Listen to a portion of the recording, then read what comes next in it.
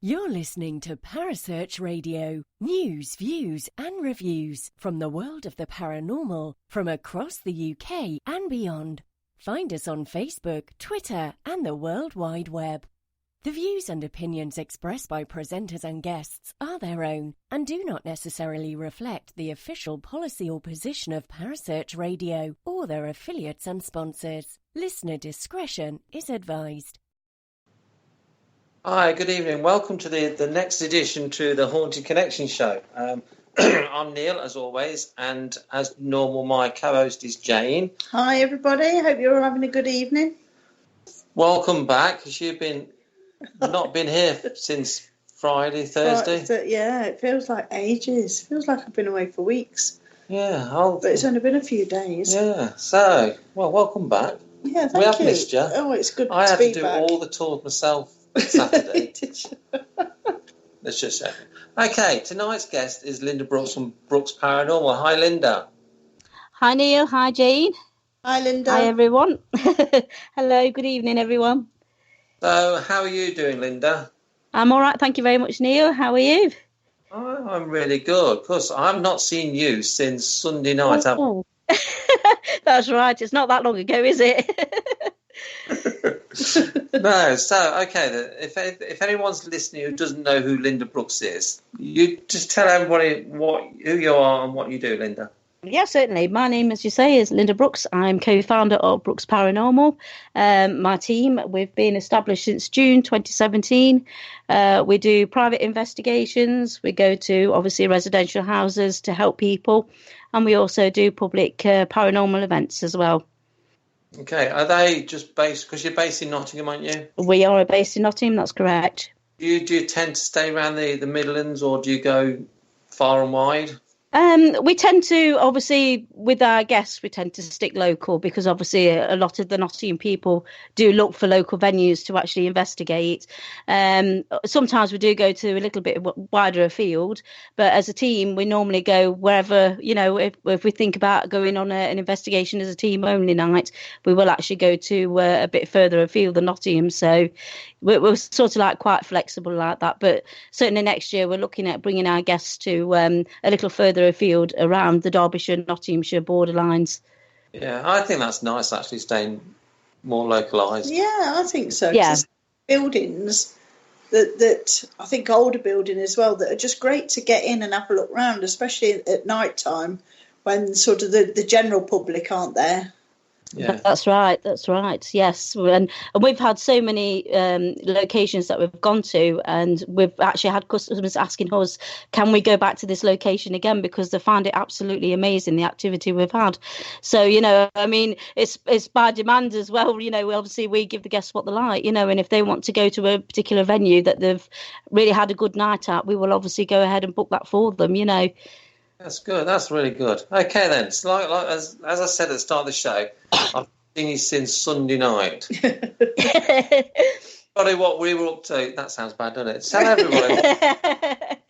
Yes, we had the young paranormal investigation with the younger generation of the next ones that are going to be taking over, obviously doing investigating of the future. They certainly enjoyed themselves, all of them. My two children certainly had a great time, and they can't wait to go back onto another one. They absolutely could not stop talking about it. They were so elated with the whole evening, from start to finish, and the fact that they could have that time where they could use equipment. Obviously, it's not something that youngsters, obviously paranormal teams and obviously people who actually do this, it's a little bit different from your normal day-to-day teen, children and teenagers, where they don't have that opportunity to actually know what equipment's used for and what paranormal investigating is all about. So our children really have had a little bit of a helping hand in that respect, because obviously they know a little bit more. So because of that knowledge, I think they thoroughly made the most out of the night because of that. They were really quite a cracking little team, weren't they? They got on with the equipment, and they really made a massive effort to try and get some spirit interaction as well. So I thought that was brilliant.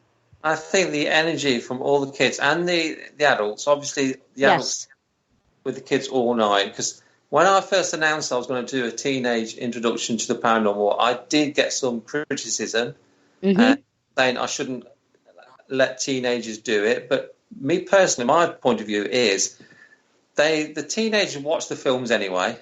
They do, that's right. Watch The Conjuring and the Ouija and all this rubbish. Yes. So they're going to dabble, aren't they? Because if they've got any panel, they will dabble. Yes. So surely it's best to dabble with the parents here and in a location that we all know. We all know the location. All the parents have been here before. Yes. I held it at the centre. And I think, they all had an experience as well. They did indeed, yeah. I think it's just nice to be able to offer the opportunity for them to come and investigate in sort of like a supervised manner where, you know, it's people aren't sort of running around screaming and shouting and slamming doors and all that sort of thing. And, you know, I think it's nice that the young people have got an opportunity to come somewhere and actually learn something in like an educational sort of environment. Definitely agree with you there, Jane. I think it was, it's something I think that's really needed. It's something I've been thinking about, believe it or not, myself.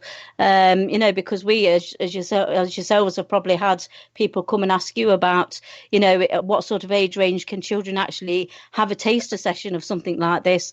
And I, like you say, I do agree with the fact being that, having the parents there to supervise this. And also, it's not a case of you're actually just, getting children to engage in things that are really, quite extreme in the way of paranormal investigating. It was something that they were eased in quite gently too, so it wasn't anything, scary or anything that parents needed to be concerned or worried about. It was a nice little taster session for them just to get a little understanding of what it's all about. And I thought that was quite good. Yeah, because right in we says that it's not going to be most haunted. It's not going to be Ghost Adventures, which they probably all watch. Yes, no doubt. It says if you go on a proper investigation, most of the time you're sitting in the quiet, nothing happening. Yeah, that's right. But we did have quite an active night, actually. We did, actually. It was really quite interesting what we got activity-wise, and as you say, with the energies of children as well, I think it was nice to see how spirit react with that. Obviously, some of them were a little bit concerned why they were there at that time of the evening. But, that's a spirit person, not a human. But obviously, it was a unique thing to see that in the end they did have, each of them have some experience of some sort, which was really good. Yeah, I think Grandma Mary says to Lynda that why aren't these children in bed? Yes, she did.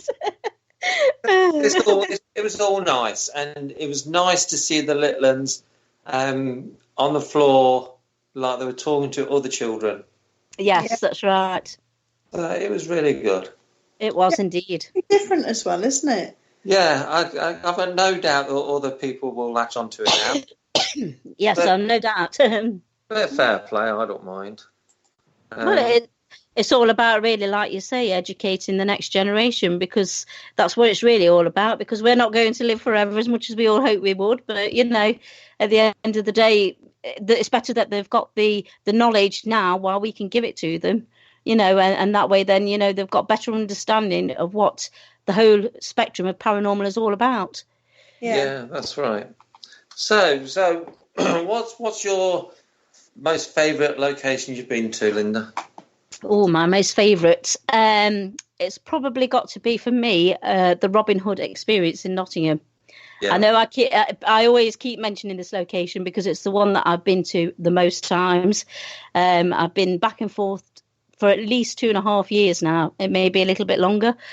But each time I've gone into the location, I've seen to have actually got more and more information from one particular resident spirit that's in the building.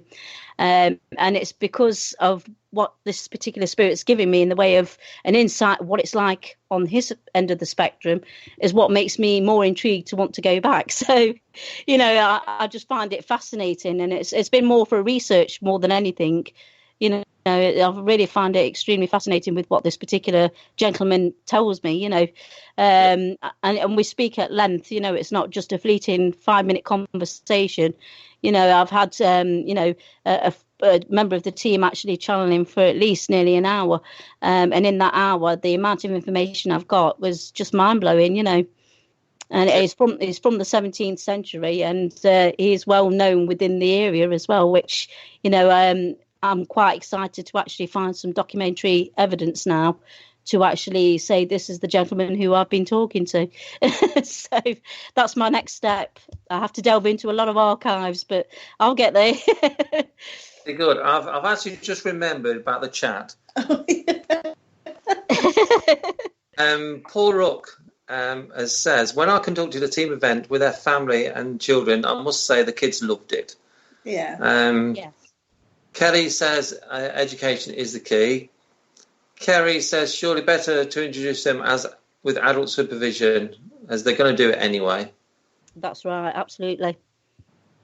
I think when you're in a group like that as well, like the etiquette comes through, doesn't it? And sort of how really to sort of act and to how to sort of treat other team members and things like that. It's not just the sort of the paranormal bits, is it? It's also interacting with sort of team members and that's right. Yes, looking objectively at the activity that you've got, and there's a lot of other stuff besides just sort of the activity side of it. Yeah, definitely. Paul's made an interesting comment. I think for most people, the issue of safeguarding is an issue when it comes to spiritual work and insurance.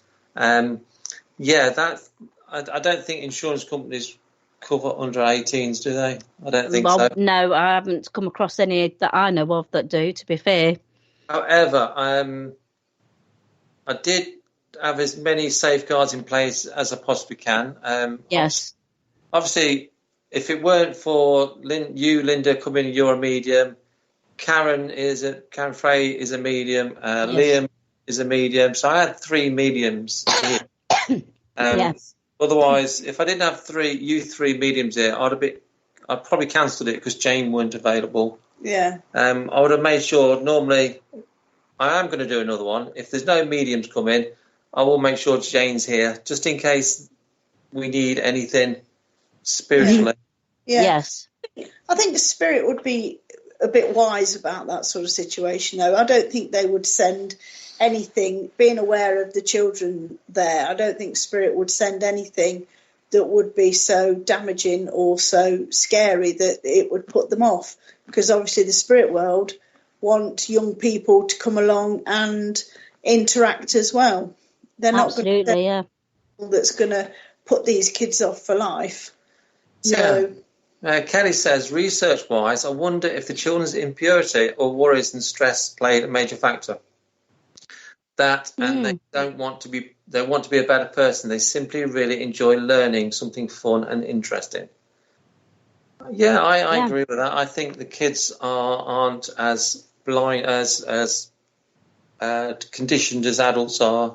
No, that's right. So they are more susceptible anyway. Yeah, definitely. I just think it was a joy to work with the kids, I must admit. Yeah, and I think that being in a group like that, the kids would be respectful anyway, wouldn't they? So that makes a big difference, because spirit will work with them if they're being respectful and they're sort of working hard. Yeah. Kelly says, what's the most annoying thing that Lynda finds frustrating in the paranormal field? Oh, that's a very good question.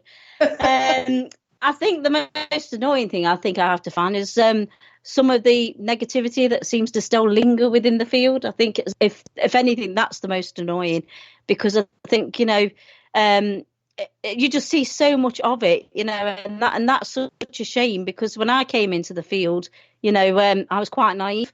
I thought everyone got on with everyone, and everyone helped each other within the field. It was quite quickly that I realised it was nothing like that at all. And it was totally the opposite, and I was quite shocked about that, I must admit. And I think even now, some things do still shock me, and it's just sort of like, the whole escapade of it, how one thing just unfolds, and then before you know it, it's all over Facebook, social media, and it just sort of like gets way beyond out of control. It's just one comment that sort of like flips everything, and it's like a domino effect.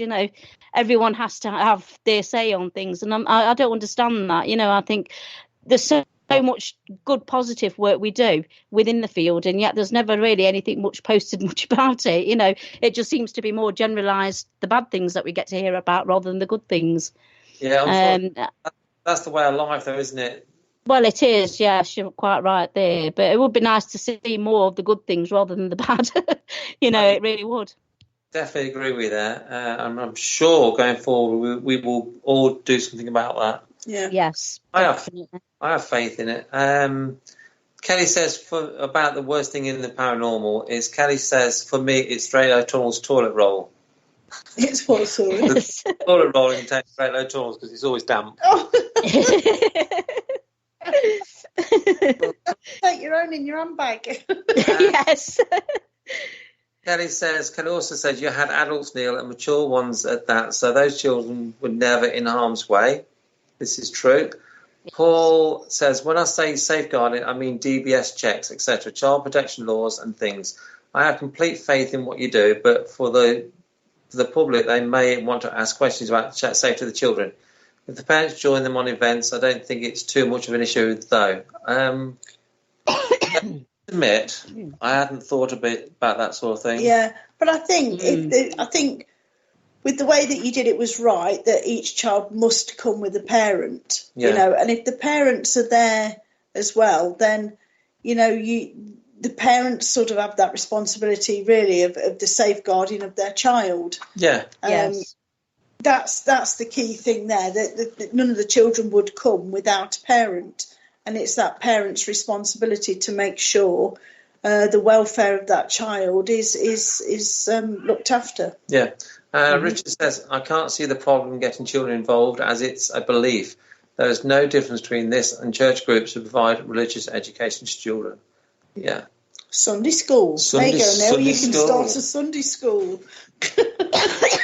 So, yeah, I'm glad you all enjoyed Sunday anyway. I think it was a real success. Yeah, it was definitely a very good success. And Liam's made a comment, and he says he is doing a children's event at Gresfield Hall, did you say? Yeah. So, brilliant. That's good. So, you talked about the Robin Hood experience. Yes. What sort of things have you encountered there? Well, as I say, one particular resident spirit who I've been talking to, I think he's the main focus of why I go, to be fair. I mean, obviously there are other spirits within the building and some that do come and go. But he is one of the ones that are just consistently there every single time. And it's just the fact that how I have a window of seeing it from his perspective rather than from ours. And that's what intrigues me more than anything. I'm always one for wanting to know what it's like on their side of the spectrum. What do they see as us? Do we get seen as shadows? Do we get seen as light? What way do they perceive that, how we look?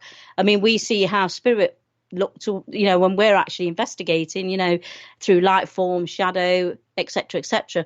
But I thought, it's quite interesting to find out what they perceive us as, and this particular gentleman, he actually said that he's seen us as like translucent. He's seen us as a figure form, but as in a translucent form as well. And the fact that the other thing that quite intrigued me with this gentleman was the fact that he's on the upper level. Obviously, you've been yourself and Jane to see that particular room where he is. And he actually told me what he sees out of that room, looking out of the window at the castle, what the castle looked like in the 17th century, described it to an absolute T. He described what the house looked like that he was living in. He described who the people were that were living in there at that particular time period that he is related to. And then he also told me when he went down to the lower floors where they have a big gift shop at the lower level of the building, when he actually came down there and looked out through that window, he actually seen our time as it is now, which intrigued me a lot. because I thought, well, that's very interesting how he can see his time up on the upper level. When he comes down to our ground floor level, he actually sees the vehicles, the cars, the people, and he's seeing it as in present day. And I thought, well, that's quite strange. I've never come across that before. So that really intrigued me somewhat.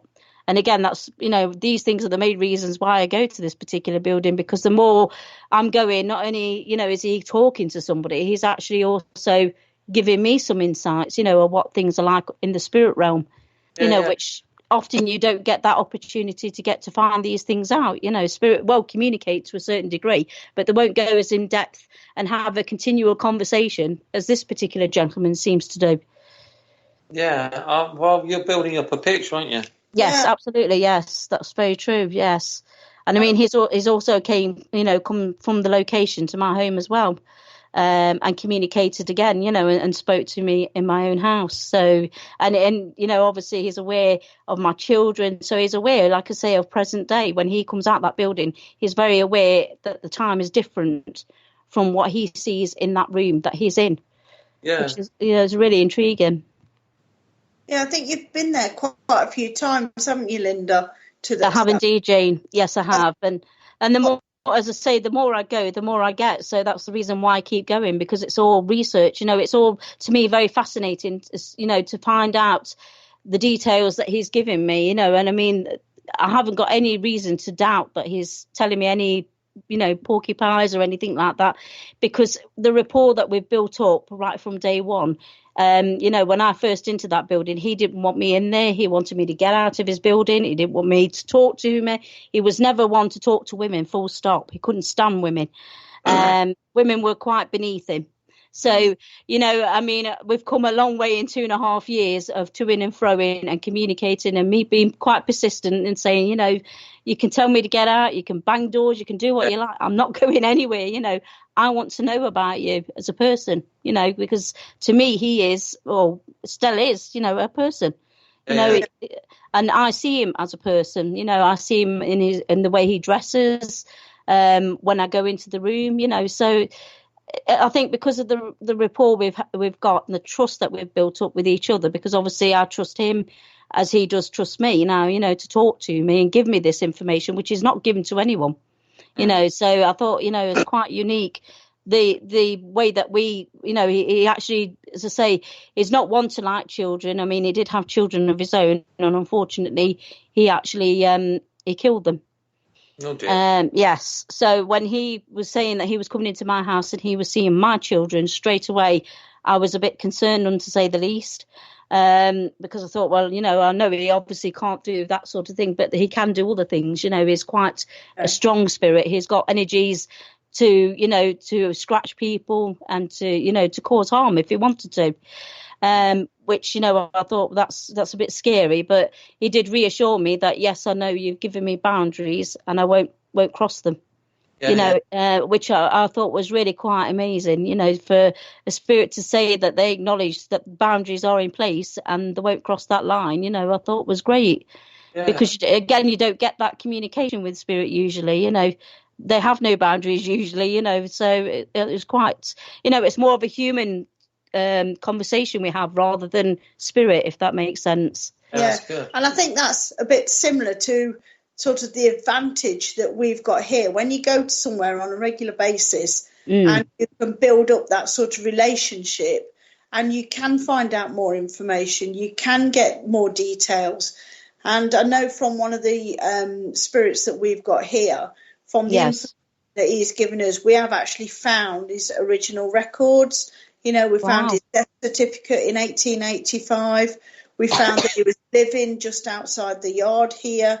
And I think that's a similar sort of thing, that when you're lucky enough to get access on a regular basis to a place and you can communicate with spirit like that, the amount of detail and information you can get is really good. It's absolutely fascinating, isn't it? And it's great, like you say, that you can actually get documentary evidence to prove that this person did exist as well. It's really fascinating. That's right. Okay, another question from Kelly. Are they spirit or is it a different timeline? I think it's timeline. I definitely do think timeline is a lot to do with it. As I say, I didn't think that to start with until I started realising that he was going from one time set to another. You know, as I say, when he came down to the lower level, he was seeing our time frame. When he's up in his room, he's seeing his back in the 17th century. So, you know, obviously there has to be somewhere where, you know, it's got to be some sort of dimensional thing where he's passing from his dimension of time into ours. Okay, Kelly's just had another thought. Okay. Oh my God, just thought, if it is a different timeline, was it our fault, which is we're tortured because we've been talking to them? Oh God, you're giving yourself nightmares. Now, Kelly and Kerry are on about the gin. Okay. Oh, yes, the gin, yeah. I think Tina's made a comment. Have you experienced? You've obviously experienced something at Nottingham Haunted Museum on the stage. Have you experienced anything like that before? She's saying. Oh, this is when I was at the museum at Mapley in Nottingham. We were, I think that's what she's referring to. We were actually in the auditorium, and I actually seen a black mass crawling on all fours. It was bit like a human, but it wasn't human, and it came towards me, and before I knew it, it obviously gone into my body, and I was oblivious to it. I don't even have any recollection of what I was doing. Tina happened to be filming it at the time, and she actually put the footage up, and when I seen it, I was a bit surprised, to say the least, because that has never happened to me. It just, you know, I think it caught me at a low time where my guard was down a little bit, and that's when it happened. So, but it was strange because I don't know what this creature was or where it came from, whether it was to do with the museum or whether it was to do with an item. I have no idea. That's interesting. Oh, yeah, very interesting. Okay, I want to go now and go and have a look. It'd be fascinating, Jane. Yes, you'd enjoy it. Go and have a look, Jane. Well, I think you and Gal and Anne are making a Sunday out of it, ain't you? I think so. We've just got to sort a date out, I think. Okay, Kelly says, so Lynda, I'm guessing your gift is mediumship. So when did you realise you could see what many others couldn't? At the age of 7, when I had my very first experience of seeing a full apparition at the bottom of my bed. And obviously I found out the story of this particular gentleman who kept coming every single night, waking me up. Unbeknown to me what I was seeing. I mean, obviously at the age of 7, it's not something your parents sit down and discuss with you. If you happen to see this is what it might well be, that you have a gift of seeing spirit. And when I found out from my grandmother, who also had the gift, and she knew what I was seeing, and she just sat me down one day when I was a bit older and said, you know, that thing that you were seeing at the bottom of your bed? Well, I think it's about time I told you a little story about that. And that's when I found out that this particular gentleman had actually hung himself on the back of my bedroom door, which is the reason why he kept appearing every single night. Yeah. Unfortunately, he took his life because he'd lost his young daughter. She was an only child. He took her swimming one day, and she dived in at the shallow end of the swimming baths and cracked her head on the bottom of the swimming pool, and unfortunately she died. And he couldn't live with the guilt because he always blamed himself for not watching her and making sure she was safe, and he just blamed himself. He couldn't live with the guilt, so unfortunately he took his life. Oh no. Okay. Yeah, and go on. I was going to say the thing as well, my grandmother did tell me, which absolutely blew my mind, was when she told me that she was the one that found him hanging on the back of the door, and she was the one that cut him down. Oh, blimey. Because she lived next door to them, so she knew the people quite well. Yeah. So Anne says, what do they see, and what do they think of us? How do you think they see us? Well, as I say, they do see us in different forms. I mean, obviously, some spirits see us in shadow, as we do with them. Some see us as this translucent light type of material that, they're aware that we're there, but obviously the features aren't there.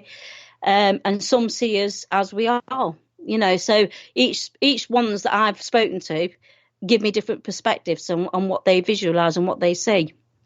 So there's never one spirit that I've come across yet that sees exactly the same thing. It's always something unique or a little bit different. So I think that could well be to do with what, either themselves as spirit, I don't know whether it's a case of what they're allowed to see or what their energy is putting out there, what they can see. I don't know whether it's got something to do with that, because obviously spirit do have different energy levels. I'm definitely sure of that. Some are a little bit weaker and not able to do quite so much. And then you've got the ones that are a little more stronger, where they can do a lot more and interact more with people. So whether it's something to do with the particular energy of the spirit themselves, whether that has a reason why they don't see us all in the same conformity, I don't know. I'm still asking them questions. Do you think some of them are quite nervous about us then? Oh, absolutely, yes. They are, definitely. Especially when, if they've not encountered people going in investigating a building. Often they will, be a bit, not horrified, but a bit shocked because they don't understand why people are in there, calling out, wanting some interaction with spirit people. And often, they will just sort of like step and just look and step aside and just watch and observe. And it's only then after they sort of like feel a little bit more comfortable where they'll start coming a little bit more forward. But often I find, even when I've gone into a location a couple of more times, it's only sort of like third or fourth visit where they're feeling a little bit more comfortable to come forward and actually do more interaction. Yeah. Terry's made a comment. She says human soul vibrations. Mm-hmm. Yes. Liam says, question for Lynda Brookes. Do you have anything planned for Halloween next year, because it's on a Saturday? Yes, we do. We do have a location booked for Halloween next year, but we're not going to reveal it just yet. It's a bit too soon. But we are looking forward to it. It's one of our favourites. It's not within the Nottingham boundary either, so we're looking forward to it, very much so. Good then. Sarah says, can spirit really walk through us? Yes, I believe they can. Definitely. I've actually felt where I've had a spirit, well, not just one, but a couple, over the time period that I've been going out investigating, where I've actually felt them physically walk in through my body. So I definitely know they've got the ability to do it if they so wish. And I also know it drains them when they do it as well, because I've actually had them say to me, I'm not going to do that again, because it made them feel quite weak. Yeah. So whether that's because of the combined energies with someone living as opposed to somebody else who's passed, I don't know. Again, that's open to conjecture as well, really. So. Yeah. Okay. Kelly says, have they ever told you they're getting sick of being asked questions? Yes, I get told that frequently. I often get spirits saying, will you please stop asking me questions? I'm sick of you talking to me. I don't want to talk to you. And I will always keep asking those questions. Unfortunately, I'm one of those people that are always intrigued to know more than what spirit people would like us to know. But, I think, well, if you don't ask questions, you're never likely to know either, are you? So, and obviously I never say to spirit, I'm going to keep hounding you and keep asking questions and keep annoying you. I always be respectful to spirit every single time. If they don't want to communicate, I respect their wishes on that. But more often than not, they'll say they don't want to, but by the end of the night, they're actually talking to me. So I must be doing something right. Terry's made a comment, says, I'm breaking the cables here. Terry says, what do you think of spirit rescue or cleansing when maybe they haven't asked for it? Oh, that's a very good question. If you're talking about locations or houses, I'll probably speculate a bit on both. But certainly I think in locations, even if spirit won't help, I would always, ask the people in the building first who actually own it to make that wish, the spirit's communication known to them that they want help, and they do if they want passing on or passing over. Is there any way that I can get that to be performed? Can I actually help this particular spirit? Because at the end of the day, they're the ones that's asked, albeit the building's it's not my place to say, yes, I will do it straight away. You know, I think it has to be communicated to the people who own the location as well. And I think, you know, again, it's a case of if they don't want to do it and the location people say no, as some do, because obviously a spirit in the building and having activity, you know, it brings people in, doesn't it? You know, so obviously it's got an element of what the business is all about. Then sometimes they won't let you cross over a spirit, even though that spirit genuinely wants to be out of that building. And I've not come to the situation, you know, at any time when I've been doing any of this investigating, where I've actually had a situation where an owner said, no, that's not going to happen. I can't let the spirit cross over, because they see it as a business, you know, business decision rather than one with compassion. So, you know, I'm sure at some point in time it probably has happened. I haven't come across that particular thing personally yet. Yeah. But, you know, obviously, I'm sure that it does happen, that people won't let them go. And I think that's wrong, you know, because if spirit want to go and they want to be reunited with loved ones or family, who are we to keep them? You know, it's not fair. You know, yeah. It's not fair on, you know, you wouldn't do that to a human being alive. So why do it to spirit? That's the way I see it. Right. And obviously in private residential houses, a lot of people who have activity that perhaps they don't understand, once they get to know who the particular spirit is in the building, it's only then that they will make that decision whether they want that spirit to remain or not. And again, more often than not, it's knowledge. You know, if people are having activity happening in the house and they're not realising it's the grandma or the granddad that's doing all these things because they want some acknowledgement, that they want them to know that they're there in the house with them. Once they've got that acknowledgement and once they actually, you know who it is, 90% of the time they don't want them to go. You know, they're quite happy for them to stay. It's only because they haven't got the knowledge or the understanding of what's going on in the house. You know, a lot of these spirits are coming in visitation. They're not there permanently, you know, so they're just coming and going as they feel the need to, or, you know, just to check on the families. Yeah. Let's bring Jane in on that one. What do you think? What are your thoughts on that one, Jane? Yeah, I think if a spirit wanted to move on, I would move it on anyway, regardless of what the owner said. Whether it's a business or not. Yeah, I would move it on. I wouldn't, you know, we if we're asked for help, we are obliged to. How I feel it, you know, at the end of the day, I feel I work for the spirit world. Mm-hmm. They want me to move something on, or something has been requested to move on, then I will do that, because regardless of what the owner would say, because well, I agree. Yeah, because it's not fair. Yeah, if there's a spirit at the centre who didn't want to be here, yeah, I would say help them. And if I'm not helping the spirit world, if I'm not sort of being at service there for the spirit world, and I'm not accommodating what they're asking me to do, then they're not going to trust me, and they're not going to allow me to connect or to communicate with spirit in the way that we do. Yes, I quite understand where you're coming from there, Jane, and I totally agree with you. Yeah, it's okay. We just heard two bangs in the main room. Did you? Maybe they're agreeing as well. Liam says, what are your top 3 paranormal moments since you started? Could you repeat that again, Neil? Sorry. What are your top 3 paranormal moments since you started?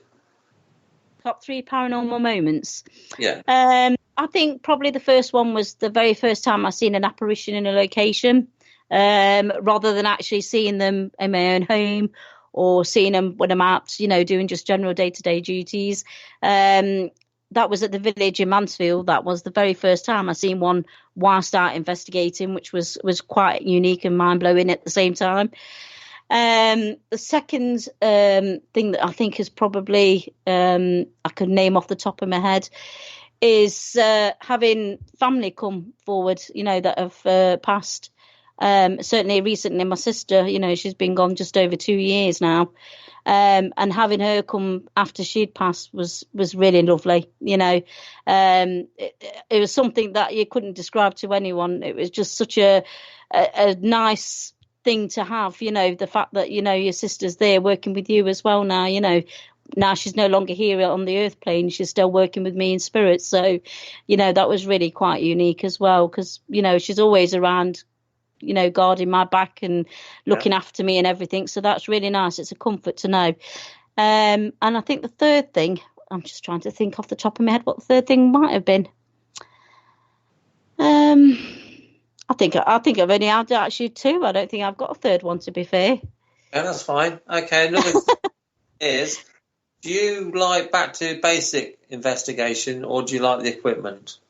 Because there's a big thing at the minute, isn't there? Back to basics, yes. So what do you? I do like a bit of both. I like back to basics and I like equipment. Obviously, doing back to basics is great when you're doing investigating, I think sometimes as a team, because obviously, you don't need the gadgets and things when you're connecting with spirit anyway. You get far more out of just doing back to basics than you would do with equipment. Obviously, on public events, people expect equipment, don't they? They expect the flashy lights. They expect to have something that they can see and visualize that spirit are actually interacting with. And we've done a session where we've had back to basics and incorporated that as well, to give the guests a sort of like a feel for both and what we get from both sets of doing the investigations with. And I think the guests have actually come around to liking the idea of back to basics.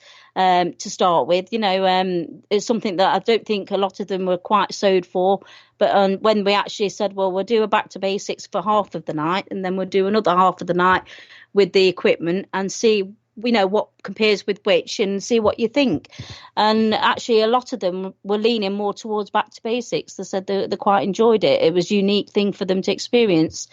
Just to actually sit around a table and just call out and see what spirit could actually do without anything flashing or any alarms going off or anything like that. They thought that was quite good. It was a good experiment. Sarah says, do spirits really get stuck here? I don't think they get stuck here. I say stuck here. I think myself personally, it's down to them themselves. Obviously, you do have spirits that are stuck here because they're frightened to move on.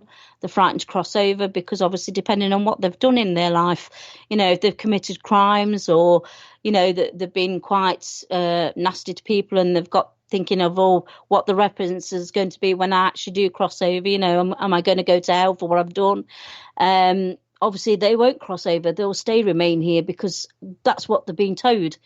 People have always had that religious belief, where you do things that are bad in life, you're going to go to hell, you're not going to go to heaven. So I think that's one of the reasons why a lot of spirits do remain stuck, especially the spirits that go back a long, long way in time, going back centuries, because that was religious things were quite the thing, wasn't they? It was a case of you do what you were told or you'd end up in purgatory, and I think that's the main reason why a lot of the spirits going way, way back in time are, reluctant to go. Yeah. Not so much the modern ones, because the modern ones, obviously, I don't think they stay here, because of that. They stay here more probably through choice, rather than through that sort of religious sort of thing. Okay. Kelly says, I saw my first full-bodied apparition of a man in Mansfield Village this Saturday. Blew me away. Yeah, I was a full-bodied apparition in Mansfield, standing next to the piano. Gosh, wow. It's a brilliant location, the village. I absolutely love going there investigating. I've never been. Haven't you, Neil? You must go. I've never been. To be honest, I can't remember. I don't think. No, you went with Too Haunted. I'd left by then. Yeah. I booked it and then I left.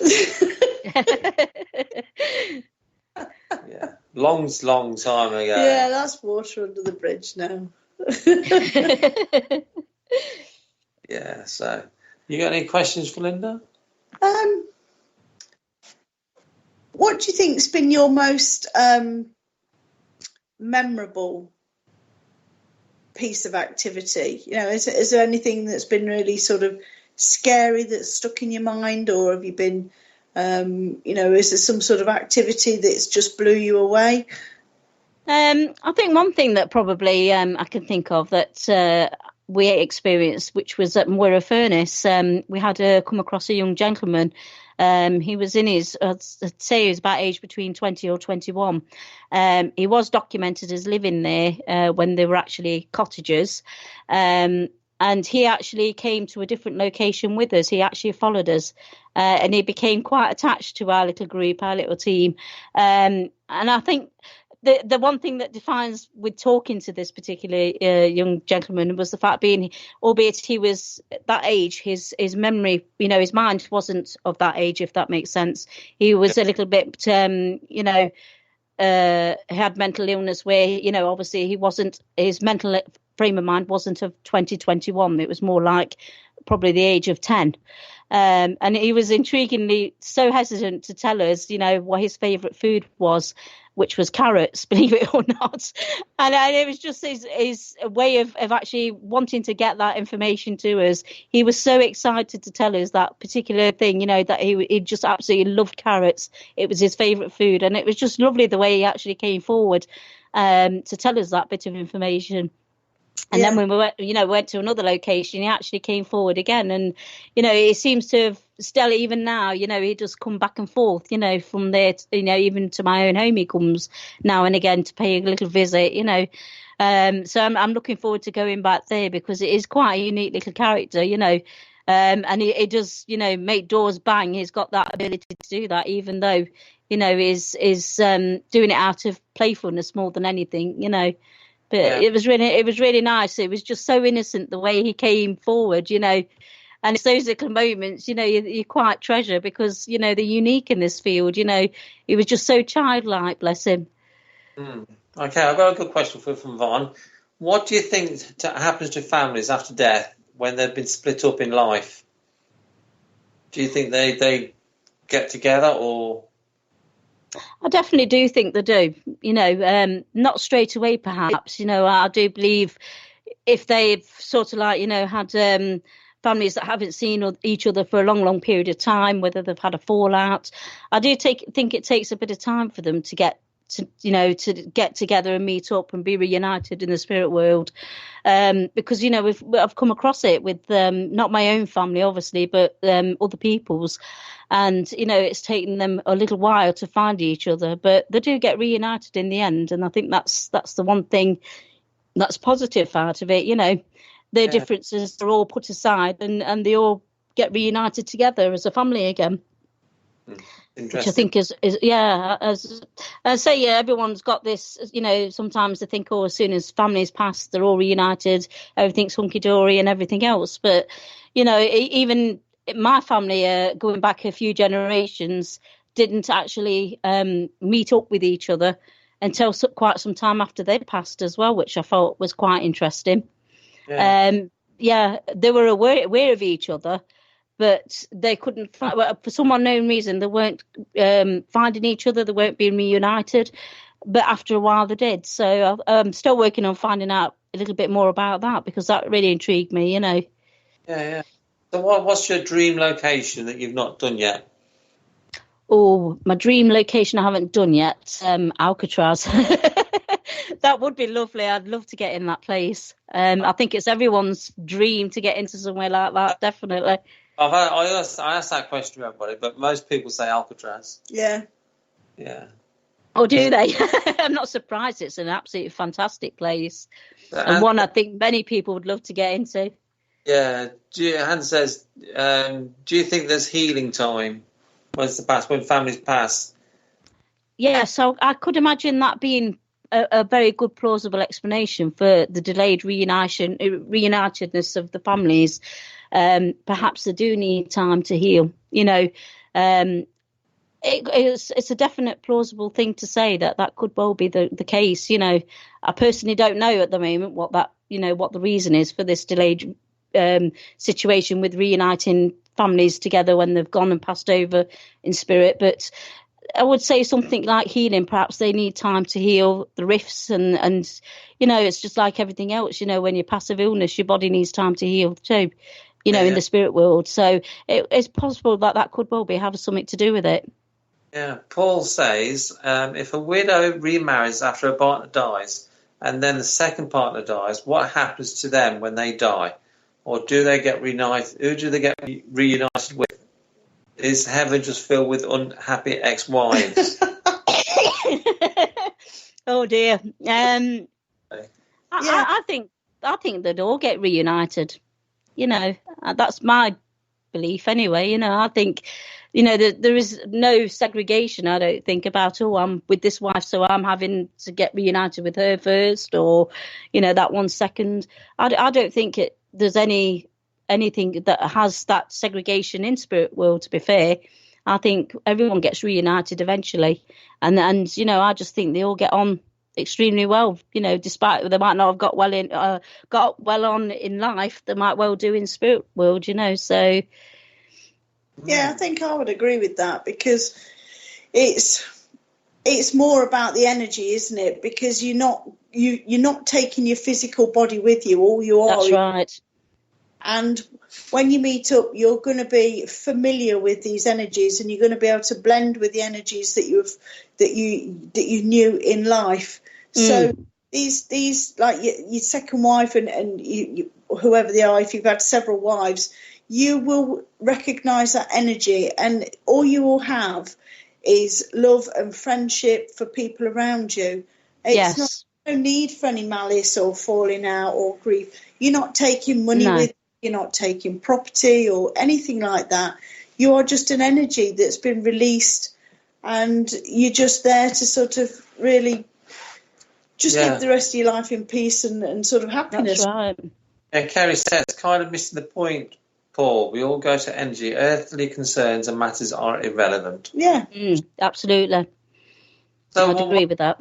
What are your thoughts on shapeshifters, Lynda? Do you believe in them, and have you come across one? Yes, I do believe in them, and yes, I have come across one. So shapeshifters, that's, to me, I think, again, that's what spirit want to form themselves as. They have the ability to let us see them whatever way they want us to be seeing them. It's like, I've had a spirit that showed themselves initially in shadow form, and by the end of the night I actually seen them in the true form, which was the human form. So again, it's a case of what way they want to present themselves. Obviously, I do think shapeshifter has obviously got to do with the character of the actual person.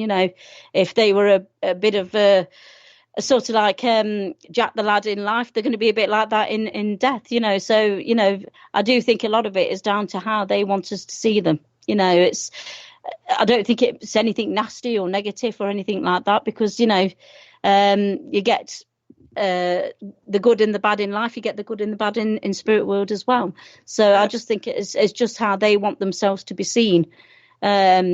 They can take any form they wish to. They don't have any conformity of anything. It's down to the individual spirit, how they want people to see them. And some of them don't want to be seen, and sometimes they do shape shifting because they don't want their true form to be known to anyone.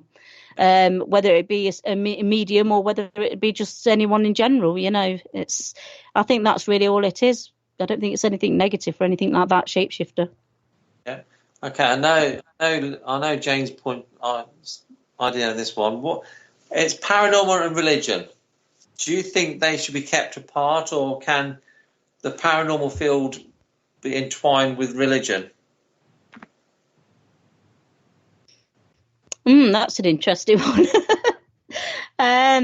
Well, do you mean religion in general, or are you a specific religion? Just religion. Just religion in general. Yeah, because I know what Jane believes in this. That's why I said it. Oh, right, I see.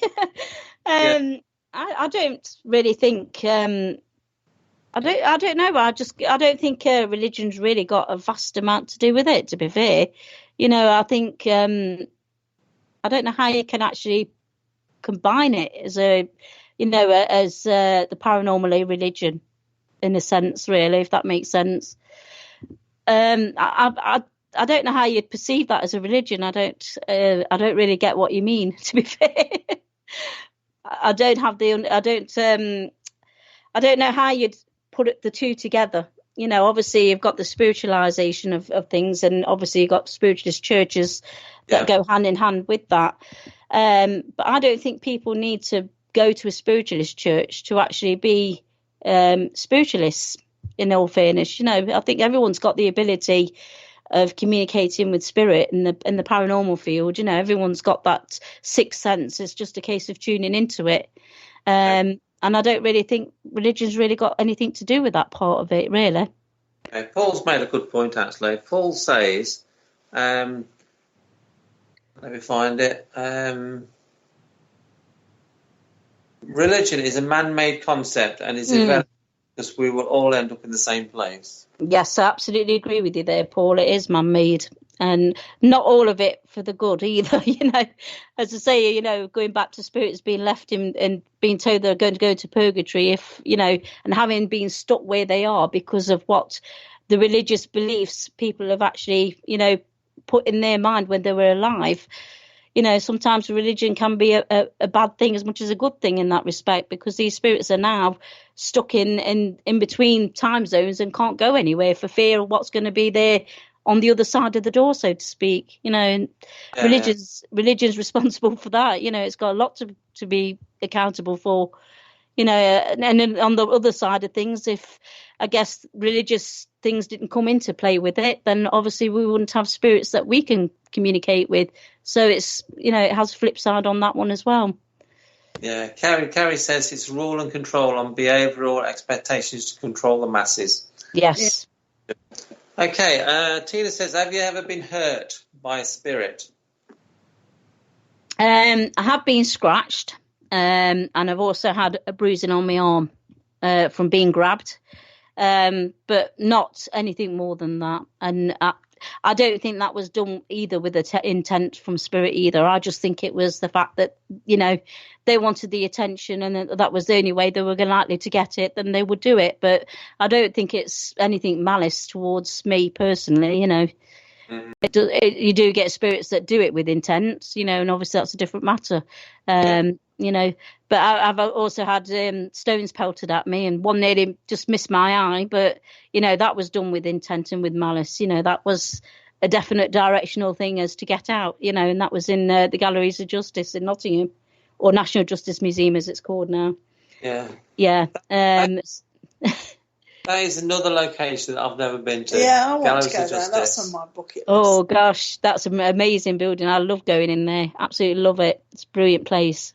And I don't think I've ever heard anybody say it's not a good place. Everybody who you talk to, they all say what a good place the Galleries of Justice is and what a good time they had there. So, I'm well up for paying it a visit, because I've just not been negative about it. No, it's really a good activity. When you get the activity some nights there, it's been absolutely amazing. And even during the daytime, I've gone in there and I've sat in a cell and I've done some EVPs, and I've actually got some interesting responses when there's been no one in the cells except myself, the Victorian cells that are there, and it's just been brilliant. Yeah, good. Well, we've only got just over a minute left by the looks of it. So that's gone very quick, hasn't it? That was always fly by. I don't understand it. So the last thing for you, Lynda, is what location in the UK do you really want to go to? I definitely want to go to Woodchester Mansion. I've not been there yet, and that is on my to-do list. It looks an absolutely amazing building, and the activity that people have said they've got in the building is just brilliant. I can't wait to get in there and investigate. So hopefully, fingers crossed, we'll be going up there, the team, and doing an investigation there soon. Okay. On Parasearch Radio after this show, please listen to the Paranormal Concept show, which follows this one about just gone 9 o'clock. Once we stop, just refresh the Parasearch Radio page and you'll listen to that one. It's going to be another fantastic show. I just want to say thanks to Lynda Brookes for being our guest tonight. Oh, thank you. Thank you for having me. Yeah, well, we will speak soon, no doubt. Absolutely, we will do.